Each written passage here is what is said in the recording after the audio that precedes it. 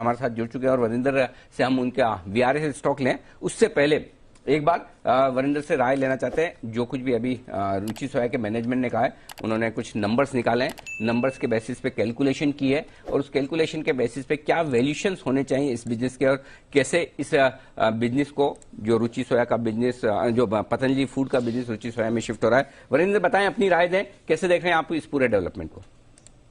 Sir good morning sir to you and everyone. Deepanshu ने जैसे बोला सर कि 2015 में एक रिपोर्ट आया था सीएलएसए का, जिसमें उन्होंने बोला था कि wish you will listed Patanjali को, तो अभी मुमकिन होने जा रहा है। अगर मैं एक बड़ा ब्रॉड पिक्चर बता सकता हूं सर कि आज इसका मार्केट कैप कुछ 35,000 करोड़ के आसपास है। जो भी अगर नंबर्स हैं, जितने भी नंबर्स हैं मार्केट में, 2 साल के बाद इसका मार्केट कैप कम से कम 50,000 करोड़ के आसपास का वैल्यूएशन दिखता है मुझे और बहुत सारे लोगों को। ये एक ब्रॉडर पिक्चर है सर। आपको एक नंबर बता दूं सर, अभी तो एडिबल ऑयल का नंबर ही पता है सबको, और फूड बिजनेस का नंबर जो हमारे हिस्टोरिकल नंबर्स जो भी हमें पता है उस हिसाब से हमने कैलकुलेशन किया है, तो वो नंबर ऊपर नीचे हो सकता है। अगर आज के हिसाब से देखा जाए सर, तो इस कंपनी का एबिटा मेरे ख्याल में 1400 करोड़ के आसपास का आएगा, इस साल आएगा रुचि सोया का, सिर्फ एडिबल ऑयल बिजनेस का। और हमारे हिसाब से जो इसका फूड बिजनेस का जो एबिटा है वो 600-700 करोड़ के आसपास आएगा इस साल।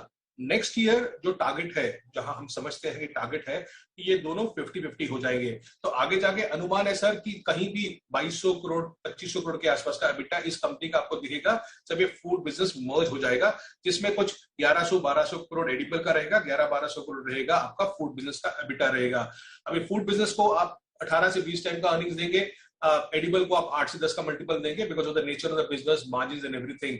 तो अगर नेक्स्ट ईयर अर्निंग्स के हिसाब से देखा जाए और ये कैलकुलेशन मैं करूं जो मैं आपको बोला कि 1200 करोड़ उसका रह जाएगा, 1200 करोड़ उसका रह जाएगा, तो कुछ 34-35 हजार करोड़ का वैल्यू आता है अगले साल इस कंपनी का। बट अभी तो एक छोटा पार्ट है सर, न्यूट्रिएंट बिजनेस जो 40% ग्रॉस मार्जिन करता है, और जहां पे मैनेजमेंट ने बोला है जब उनका आईपीओ बीट हुआ था कि 3-4 गुना साइज हो जाएगा, तो नेक्स्ट ईयर 2025 में जो इसका नंबर है, मगर यहां से जाके 3,000 करोड़ का एबिटा भी हो सकता है, जिसके कारण जो मैंने आपको बोला कि इसका वैल्यूएशन 50,000 करोड़ के आसपास जो उम्मीद है बहुत सारे एनालिस्ट को ग्राउंड में वो रहेगा। अभी उसके बारे में आप उसको मल्टीपल 18 का दो, 25 का दो, that will be there.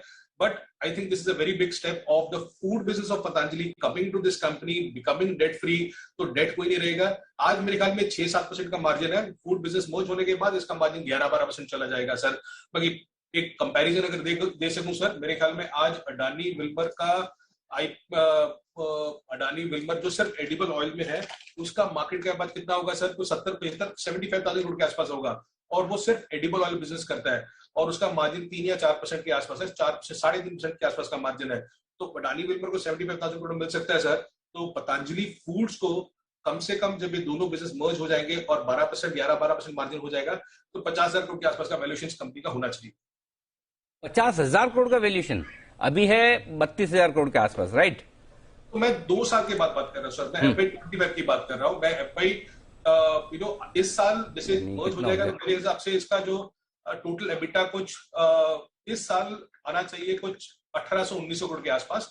Then you can have a compounded growth on the company. But ये सब सही बोल रहे जो आपने नंबर बोला। तो इसका मतलब है, अगर उस हिसाब से देखें तो स्टॉक का दाम 2 साल में 1600 से 1800 रुपए की रेंज में होना चाहिए, राइट? ये हाँ, ये मार्केट कैप के लिहाज से देखें तो 2 साल का अगर आपका व्यू है तो फिर उस हिसाब से इस डेवलपमेंट को देखिए। और इसीलिए हम जब एफपीओ आया था तब हम ये कह भी रहे थे कि इसको लॉन्ग टर्म के हिसाब से देखिए। लॉन्ग टर्म के हिसाब से ये स्टॉक है जो आप अपने पोर्टफोलियो में रख सकते हैं। और अब जो नंबर क्रंचिंग करके जो आपको बता रहे हैं, और अब वैसे तो हमारी टीम ने भी अब नंबर निकाले हैं, लेकिन आपने सही कहा कि जो बड़ा डेवलपमेंट है वो बड़ा डेवलपमेंट इस पूरे फूड बिजनेस को शिफ्ट करने को लेकर है।